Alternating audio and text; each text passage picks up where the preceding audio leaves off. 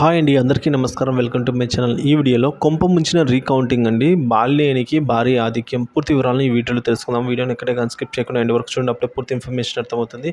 అలాగే వీడియో చూస్తున్నారు, వీడియోకి ఒక లైక్ చేయండి.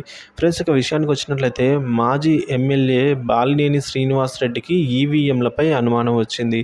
ఓడిపోవటం అంటే తమకు బలం ఉన్న చోట కూడా టీడీపీకి భారీ మెజారిటీ రావడంపై బాలినేని ఆశ్చర్యం వేసిందండి. ఏదో తేడా కొడుతుందనే భావించారాయన. ఇదే సందర్భంలో దేశవ్యాప్తంగా ఈవీఎంలపై అనుమానాలు తలెత్తడంతో తన మనసులో కూడా అదే నలుగుతూ ఉండడంతో వీవీప్యాట్ల లెక్కింపు చేయాలని బాలినేని అనుకున్నారు.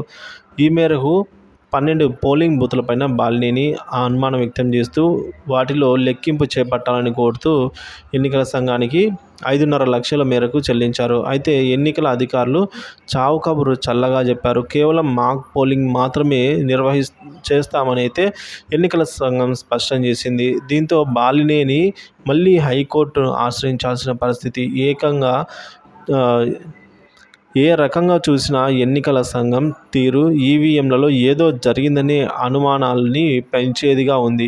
బాలినేని కోరుకున్నట్టుగా వీవీప్యాట్ లెక్కింపు చేపడితే బాగుంటుంది.